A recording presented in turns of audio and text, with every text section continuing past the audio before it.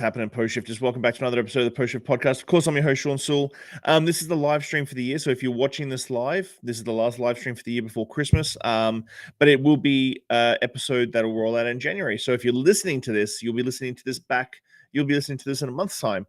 But I'm really looking forward to, like, if you watched last week's live streams with Chris Elliott and Jeff Gennard from Able BC and Restaurants Canada, you could see what Outlook is looking for from these associations for 2025 and sort of just a reflection on 2024. Today, we've got Ian Tostenson from BCRFA. The kind of cool thing with this one is that because last week was pre-GST holiday rollout, it was, let's say, relatively optimistic. And now we've had the GST rollout. I'm really interested in seeing Ian's point of view on all this, because it's going to be very, very different and very, very unique, because it's rolled out and we've had some hinky things happen. But Ian, thank you so much for your time. I really appreciate your time. So as I mentioned just now in the intro, let's get the elephant in the room out of the way, because I actually had this down, quite a number of questions down for last week, but this week I think it's front of brain. First thing we should be asking, how is this GST holiday rolled out for the BCRFA and BC in general? Well, Shawn, thanks for having me on here. I'm kind of smiling. You call it hinky dink. I've never heard that one. That's quite good. But okay, so here's our perspective from British Columbia. We've heard a lot about, the impact, and it's going to be great and stuff. We're not experiencing that yet.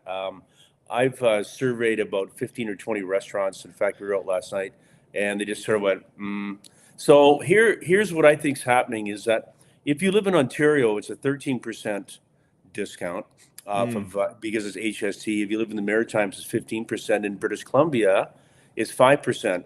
So, are you going to, as I said earlier, are you going to run out and get in your car for a $5 savings on $100 in a restaurant? That's the problem with BC. The second issue that we're seeing, Shawn, that hasn't moved the needle in the last week since the implementation of this is that our consumers and guests in BC are up against it a little bit harder in the economy than the rest of Canada. So we just don't have that disposable income. So even if you think that 5% is good for a restaurant, I don't think it's having the impact that we wanted it to. And in fact, many operators were just sort of like last weekend having to reprogram everything. Some went really easy, some were not very easy, and some cost them some money. So I think it's moderate at best, if not just neutral at this stage. To be honest, I've been so focused just on BC, I didn't realize the difference in the taxation between Ontario and BC. Because 13%, then if you're a small business, 13% is quite a substantial little bit of bump in your cash flow for the Christmas season, for sure. 5% is a nice little bump of your cash flow in BC, but when you've got like the BC Liquor Board's not doing the GST holiday. So there's big corporations. I've seen memos from PepsiCo as well saying they're not doing it either. Yeah, I know. And then our counsel of the industry is that, it's not voluntary. We want people to make a best effort to do this. We actually have seen, I'm aware of two situations. One last Saturday night when the small business independent operator just couldn't physically get to change her point of sale. And then they were kind of busy anyways, because it's just a busy restaurant in Vancouver. Some customer called her staff out, and made a bit of a scene in this 50-cent restaurant. Like, where is my 5% savings? So I've heard that twice, but I basically, like I said last night, I asked this restaurant. Now it's a little bit sort of on the higher end, but they said, you know what, people don't even know.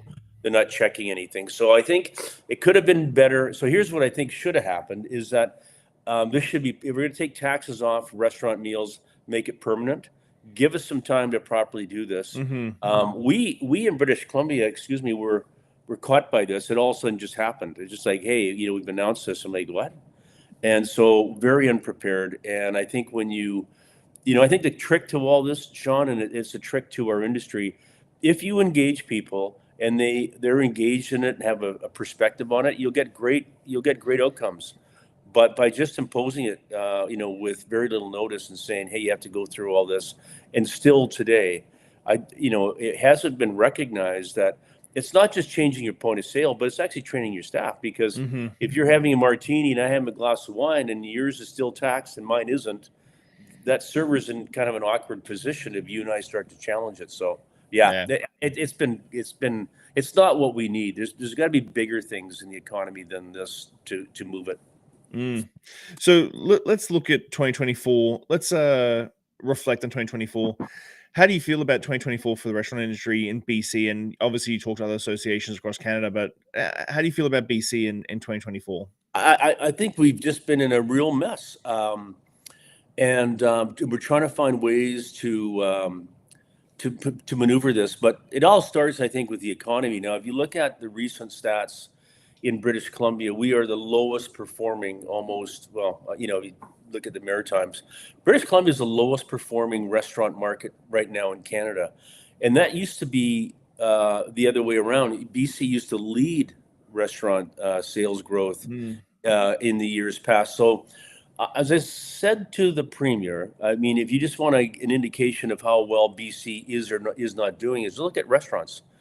They are a barometer of a whole bunch of things. And right now, in the last, I would say the last 6 to 8 months, actually all of this year, our barometer has been really moderate. In other words, we've got a dining population that is generally centered around value, looking at things like happy hours.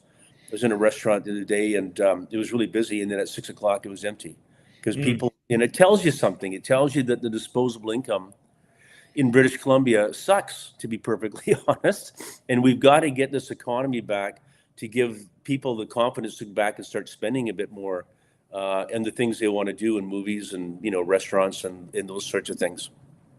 What do you think? What was the biggest challenge a lot of operators brought to you in 2024, and how did you guys try? Because I understand that with these associations, with your organizations, we have multiple in BC and across Canada. Yeah. Sometimes I feel operators feel like it's an easy fix, like you guys already know what's going to happen for the next 6 months, and I think that's still a crystal ball sort of situation. How did you? What were the biggest challenges that were brought to you in 2024? I give you an example, and I don't think this is very public, but I think it needs to be talked about. One of the big challenges goes back to November of 2023 when we became aware that a restaurant group in Victoria was being audited by WorkSafe, and they went in and said, "You need to." Gets a bit technical, but you are not including your gratuities, so your direct tips into your payroll. And therefore you're offside, and therefore we're going to charge you $20,000 extra and penalize you. We went like, so that was November. Now we're into December. So that's what, November, 13 months. And we're still having this conversation with them. And because we don't think ever in British Columbia that's direct tips or ever included in the calculation. In fact, the CRA don't require it.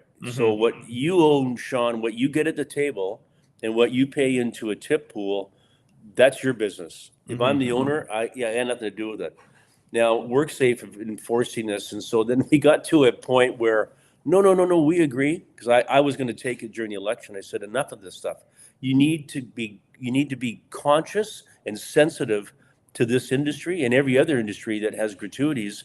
You can't just put this stuff on there because it's a bureaucratic convenience, I suppose. So they said, no, you're absolutely right. And then in 2025, we'll do some consultations. And you know what? All of a sudden last month, we hear that 2 major restaurant groups in British Columbia have the WorkSafe guys have walked in and said, okay, how are you handling tips? And they said, well, just the way we handle it with the CRA, we let the staff handle it. Yeah. And the answer was, well, prove it. We went, what? What do you mean prove it? So we're going to prove nothing here except for we have another meeting. Now we're into 2025. And this is the reason I'm kind of getting this, but Shawn, it has serious implications. We're not talking here a few dollars. We're talking about hundreds of dollars to a small business, thousands of dollars in more WorkSafe fees for larger businesses. And by the way, the larger businesses are just as unstable right now as the small businesses in this environment. And we're saying that, if in fact you want to do this, you're years out from being able to implement this because you got to give us fair notice. And so here we go. And I think we will get a solution on this. But that's the kind of stuff that we are in the background working on.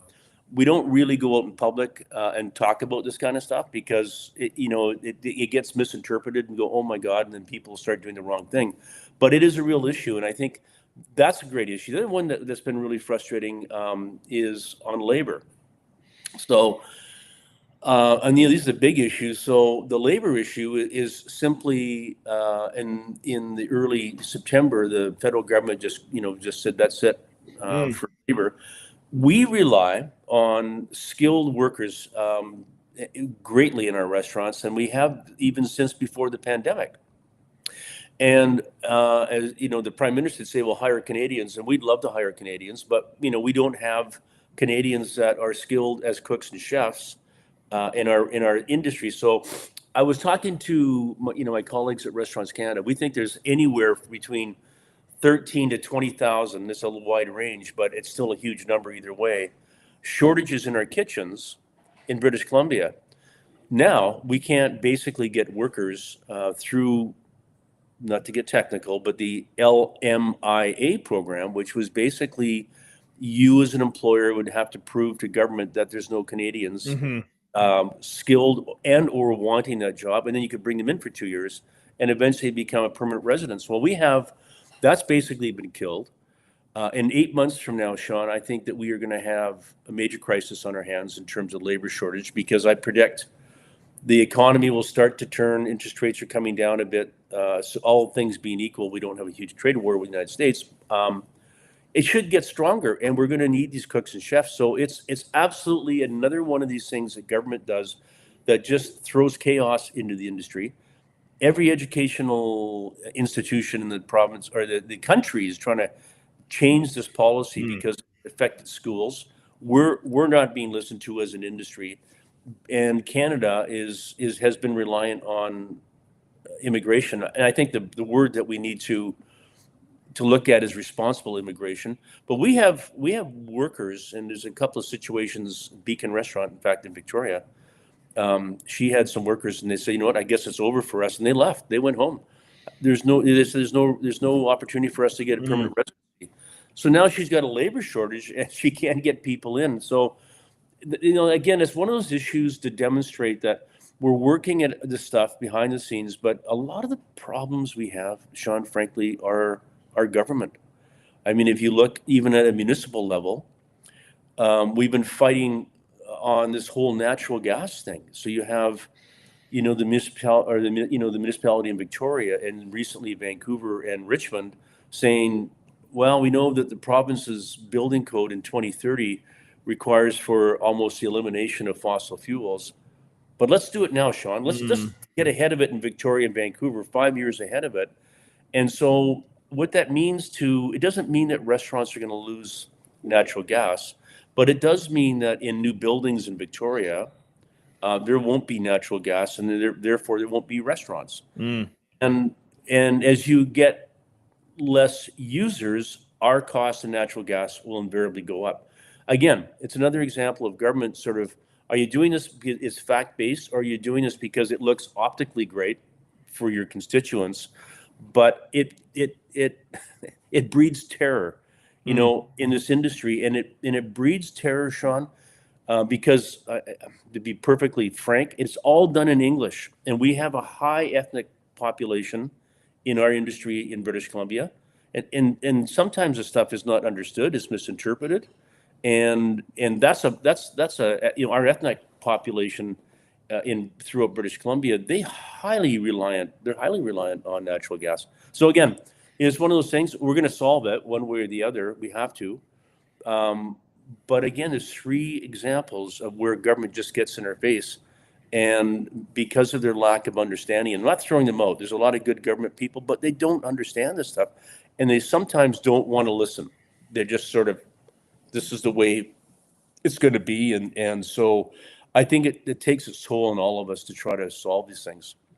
Yeah, going back, I think we talked about this in the pandemic, because I think the last time we chatted was in the pandemic, is this sort of fundamental misunderstanding of just how big and quantifiable the hospitality industry is. Yeah. In the way that, because we have so many part-time workers, 1-2 time a week workers, university kids, we're not deemed the same working populace as, say, oil and gas, car manufacturing, so on and so forth. So then that we sort of get thrown into this gray area of like, are we a real industry?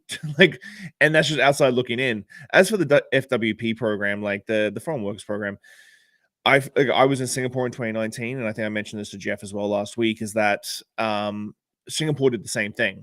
They cut back immigrant workers in all fields as like a big sweeping thing, because they've been spending a lot of money on universities to get people trained in like finance and tech and all these sort of things, but they put a brush across the hospitality industry as well, which made it really tough because you had to have 4 Singaporean workers to every 1 like Malaysian worker, which they drive from Malaysia across the bridge to work every day.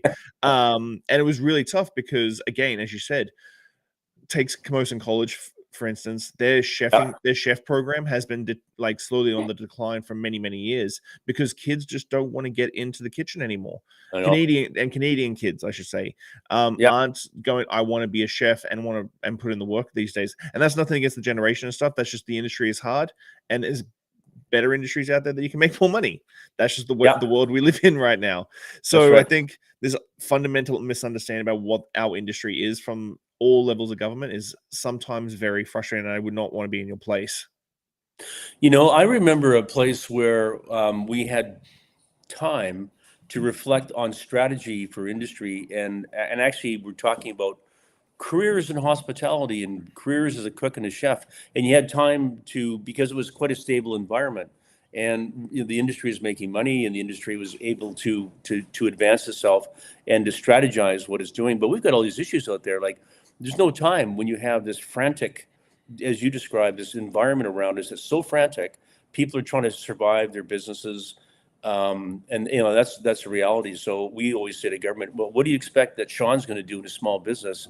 He's just trying to keep the doors open, and you want to bring in like health safety committees, and you want to bring in red tape on liquor regulations, and he can't get certain products from the LDB because it's slow. Like, come on, you're holding him up. And so that's the next thing we're working on is how do we streamline this? And I think the Premier recognized that last week. He actually said, I got to do better with the business community.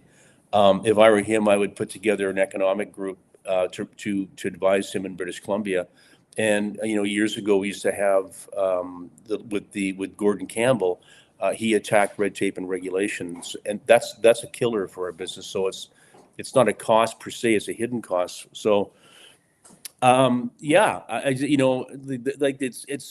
in how do you educate the entire government that when you do these things like making these changes on the foreign worker program, they are more interested in the political optics than they are the reality. And there's an attitude, Shawn, that is really sad. And I've heard this from a couple of municipalities, is that if you own a business, you get lots of money. If you got a storefront and you got staff and you got a business and you're doing all right, and so we don't have to worry about you, but they're not realizing that those tax increases, municipal tax increases, and red tape and packaging stuff and all the stuff that they download in isolation really hurts small business. And we want to do the right thing from an employee point of view, absolutely. From an environmental point, absolutely. But there comes a point at which you say, are you going to trade all that off and not have a perfect, maybe not be perfect, but at least you'll have a business that's starting to thrive versus crushing it with all these things around it. Do you think the tourism season and you work with a lot of DMOs, and I've had this thing about at the last 2 years of tourism season, we've been getting great reporting, great cruise ships, great people coming off the cruise ships, but I'm finding that especially in summertime, it's still soft, even for the places that are summer places, those places that have big patios and that sort of thing, that still tourist season is in summer is still softer than it has been in previous years, pre-pandemic and just after the pandemic. I don't understand that one. We're seeing it at Whistler. I was just reading something at Whistler, Victoria's kind of resorty like Whistler, a little bit different, and spending is down. And I thought, what we need when the cruise ship pulls in is a big sign that says 35% off. Everything in the city is 35% off. I don't think, the majority of tourists are coming from America. I don't think they understand in general that there's such a huge savings here because of the dollar, and it's even getting better for them, worse for us. Same in Worcester. With Worcester, though, what's happened in Worcester is that they price high. They almost price like it's an American market, and that's a bit of an issue. Victoria, I don't understand that. I don't understand why they don't spend more. I would if I was 35% off. I think part of the other issue, though, we're seeing in Victoria and in Vancouver and Nanaimo and the places you hear in the news is the reputation we're getting a little bit British Columbia about street crime and the problems we're having on the streets. I know places in Victoria that are not overly portrayed as positive, and I know there's places all throughout Vancouver, and we hear about these situations.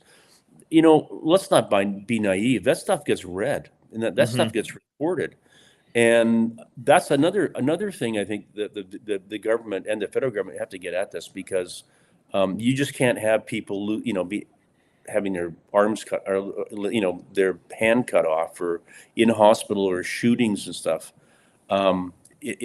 That's not helping us, and that may be part of the reason in Victoria as well. Yeah, Victoria, I find for us anyway, is that because we are such a small populace and a small city, we've got big city problems in a small city, which just sort of exacerbates people's opinions. And because we are so far spread out, like Langford's becoming a little bit more of a populace now, but like a lot of people still came downtown, and I think that the perception of downtown has become it's not good, and so we're just losing downtown traffic, especially with government workers not being back in the office and the remote working still being such a massive thing as well. That's also impacting Victoria in particular quite a lot. Yeah, and I remember being in LA a few years back, and it was and it had 10 cities going on in Los Angeles. I went like, Los Angeles, this is like Hollywood. This is where all the money is. But no, they had the same problem, and it left a really negative impression when you went into Los Angeles. The 10 cities in Vancouver, the same thing. I mean, we had a situation in Vancouver where, again, it was a government thing. They closed down a road in Gastown, thinking this would be great for pedestrians. So they diverted all the traffic and tourist traffic through the downtown east side. So you got to witness all that carnage, unfortunate carnage. And what happened in Gastown is that because it became pedestrian and no cars, all the homeless started to take over. And they started to sleep on the benches and stuff. And the business owners were going, stop, please don't do this. One restaurant group was actually sending their guest counts and sales in every week to city council saying, I'm down 35% now. Like, how far do we want to take this? And it's like, oh, we're just going to see it through and see what this pilot looks like. Like, we've got to get smarter at this. It's not like an us and them or a left wing or a right wing. Is that, we need to get smart about business. And I think the premier actually recognizes this, is that business will drive and be a remedy for all of these things, but we got to get business strong, and we've got to get in the resource sector strong. And it's unfortunate, but you see it, Shawn, because you live there. But we've had a lot of closures in Victoria, and I'm thinking it might be even higher in Victoria than the rest of British Columbia for some reason. I don't know, but it's not good. Yeah, it has been great. Even people who have said they're up on last year, because I did a little survey recently, I got about 150 so answers, and even people saying they were up on last year say that the inflation rate has been so insane that their bottom line hasn't gone up in the same percentage. It's not a same straight line. It might be up, they might be up 20%, but their bottom line's only up 5%. And so inflation has been a massive issue. Do you see any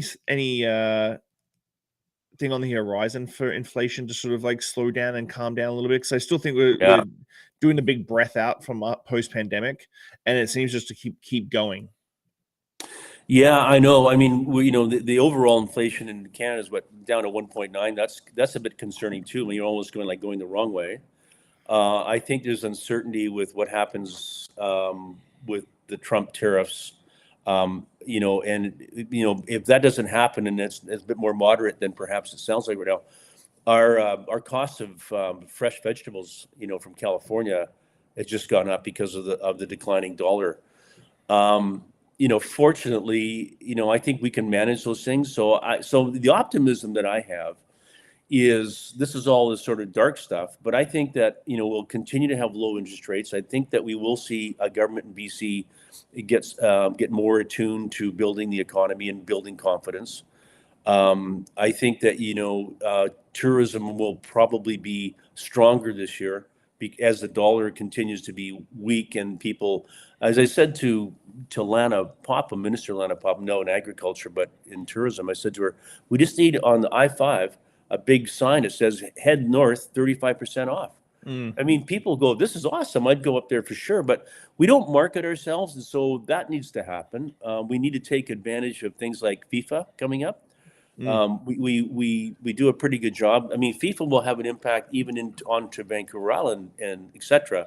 So we need to be thinking big. We need to be, dealing with some things that the public actually get excited about. Like there's going to be a crackdown in crime. I go, yes. There's going to be some changes in red tape and regulation. We go, yes. And I've told the Premier, you've got to get out and cheerlead and start getting everybody feeling better about this. Because I'm a believer that the psychology of all this is just as equally as opportunistic as the actual fundamentals in the economy. So that's going to be our purpose is how do we connect these dots? When people, when we speak in the media, we're trying to encourage people to get out in a realistic way. We're not going to say, go out and spend money you don't have, but you can go out into a restaurant or a pub and maneuver your way through a happy hour or just having a small snack. And, sure, people are drinking less. We understand that, a certain demographic, but it's still fun to go out and have a drink. You can have one drink and share an appetizer. And you can go out right now and buy a gift card from your local restaurant or pub, whatever, for $25 and put it in someone's stocking. All these are small things that'll add up to big things for our industry right now. With obviously labor shortage is always at the forefront of the hospitality industry. I'm trying to change the conversations we have around turnover and staff shortage and stuff like that because I don't think turnover necessarily needs to be a massive conversation. 80% turnover hospitality industry than usual. What sort of strategies does the BCRFA sort of hand out to members and to the industry when it comes to lowering staff turnover and keeping the people that you have engaged and involved in your business? I think there's a couple of things. I mean, as you mentioned earlier, the green grass on the other side might be greener, but do you want to live in northern BC and work on an oil rig? So, there's a trade-off with a lot of people in hospitality absolutely love it. So I think that we need, even in a micro sense within the businesses, is just talk to our staff about, trying to create those opportunities. I mean, I think we have to look at a couple of things like total respect these people that work in hospitality are amazingly talented. They're amazingly committed, and so they need to be reinforced. And that number one is that what you're doing makes a real difference. You're on a stage every night, making people feel good, and it's tiring. So it's not just like, hey, I work I serve in a restaurant. It's a big deal. So I think they have to be reinforced. That number two is that the money is good. We don't talk about it much, but a server, in a good establishment, it's not making minimum wage. That's the general population or public perception. They're maybe making $30 or $40 an hour, and suddenly now you're getting serious. Same with kitchens. They're probably $20 plus gratuities plus a bit more wages. So I don't think it's much of a wage issue. I think we need to make sure that we're handling things like mental health, making sure that we can put in place where we can to get benefit programs. So there's, maybe it's, I'll have a benefit program, Shawn, and you pay half and I'll pay half.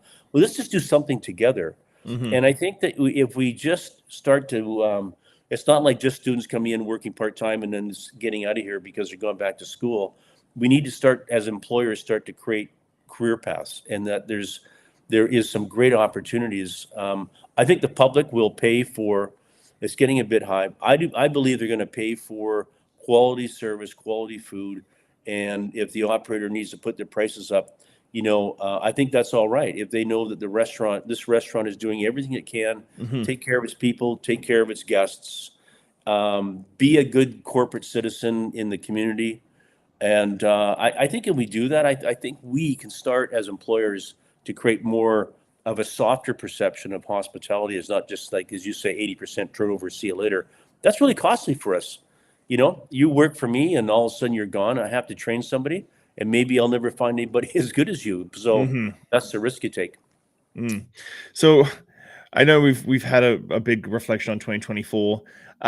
What do you feel like 2025 is going to look like? What is your let's blue sky it, crystal ball it, 2025, how are you feeling?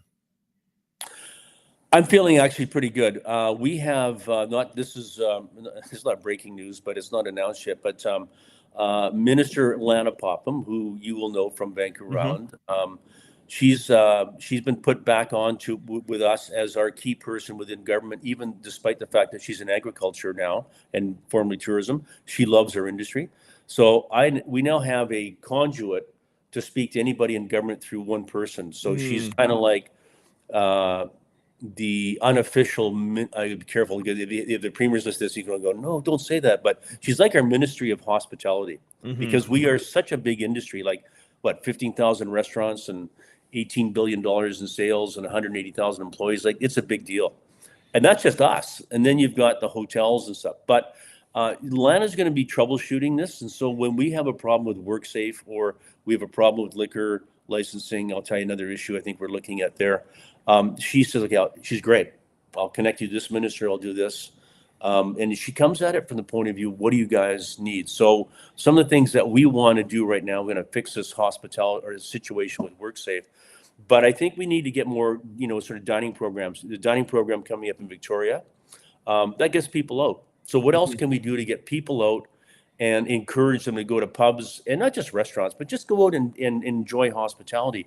What events can we bring in? We know that, Taylor Swift was an extreme example, but that happens when people go out and they go, I'm going to spend some money and I don't really care. I'm going to escape my sort of life.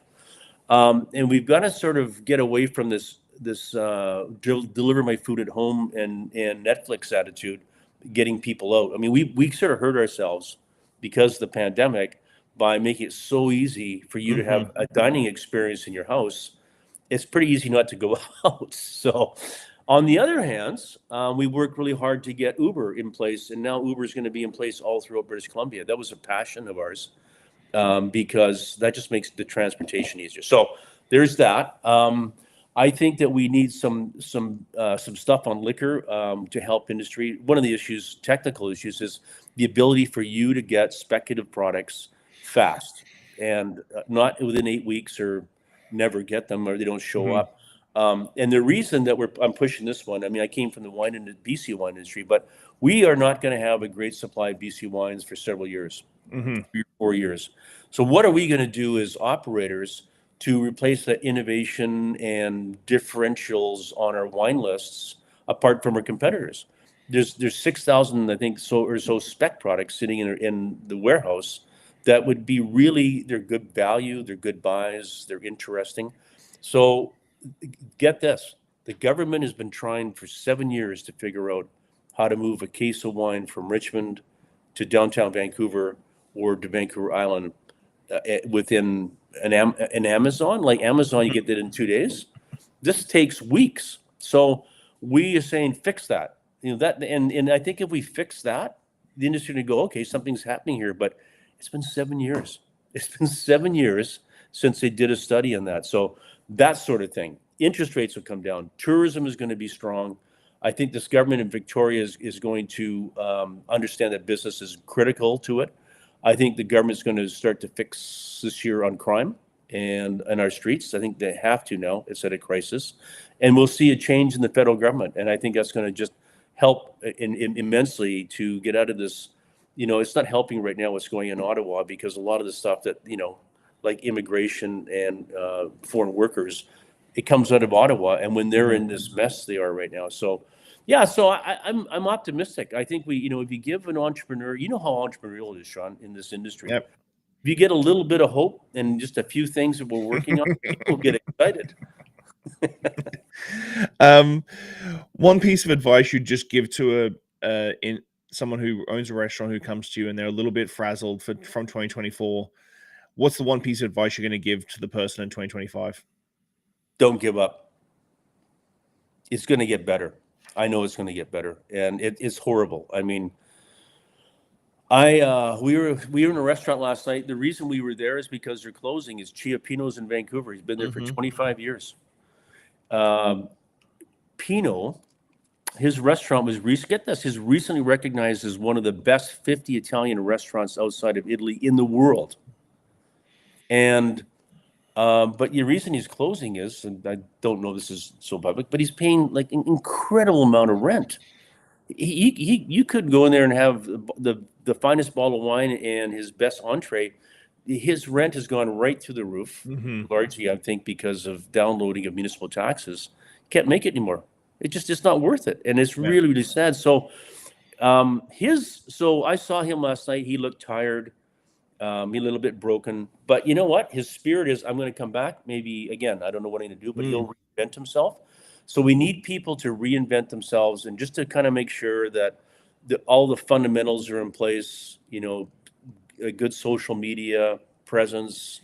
Really looking at their costings, making sure that menus aren't too complicated, making sure they got happy staff, relying on our organizations to help. I mean, one of the things that we do is and I just said this in our message at the year end, is we're here all Christmas. We're here anytime you need us, like phone us, even with the smallest of things. We can help you out, and lean on these organizations to help you out. We don't expect that the small business owner is going to be able to solve any of this stuff. That's our job, but they have to reach out, and we find that when that happens, their confidence goes up. So I'm kind of being a bit wordy here, but I feel very optimistic about 2024. And because if we don't, I think this is our 2025. If we don't, Shawn, I feel that this is the pivotal year. We're going to have, we'll look back a year from now and you and I are talking and say, boy, that was a terrible year. We're either going to go this way or we're going to go that way. But there's no more middle ground right now. That's awesome. Yeah, rent is a interesting number. I've been really harping on rent a lot lately because I've been trying to break down actual expenses for a lot of operators, because I think sometimes we spitball them. Even the best operators like, oh, I can cover that rent, and I'm like, no, make sure it's 6 to 10% of your top line revenue. Closer to 6, lower than 6 is fantastic. And I've looked at some commercial property in Victoria just to keep sort of where the market's sitting, and I'm seeing like $16,000 worth of rent on maybe a 70 or 65 seat pub, and I'm like, you got to hit $250,000 worth of sales in a month to cover your rent at that number. Like, that is just an exorbitant amount of money to try and make. That's a lot of hamburgers and beer, huh? I mean, if you just think about it, and I think that is a bit of another issue. Is we got to make sure we get people that are coming into the industry and they don't sort of go, no, I can cover it. I'll just put the prices up a bit more and cover it. They won't cover it. Then we've got problems. So some fundamentals. I encourage anybody that's listening to this to say, I'm going to get in my own restaurant or pub or whatever. Do some research. Reach out to guys like you or us and stuff, and look at some fundamentals. But $250,000 in sales a month. You're approaching a $3 million operation. That's not small. No. I mean, it's actually medium. And in an economy that's a bit wobbly right now, that's a risk I wouldn't want to take. No. So what I do at the end of the podcast, as you know, I interview a lot of entrepreneurs and bar professionals, and you are obviously in the thick of it when it comes to the industry. I always ask 5 deep questions at the end of every podcast for my guests. So what is one life experience or lesson that has shaped your perspective the most, and how do you carry that forward in your life? Pandemic. It was about bringing everybody together, clear communication lines between government, our consumer, and industry. And we are all on the same page. And that's what I want to accomplish now, is to get us back to that one voice, one strength, moving government that listens to us, not letting government move on its own. If you could leave one lasting message or piece of wisdom for the world, what would it be and why? To the where? If you could leave one lasting message or piece of wisdom for the world, what would it be and why? You know what? Get the facts. Absolutely get the facts, and be part of the solution. Don't be part of the, I don't really understand, but I'm going to have an opinion. Be very selective as to what you hear and how you do it, and take that and help the person, the people, the businesses around you. Looking back on your journey, what is something you wish you had understood earlier in life?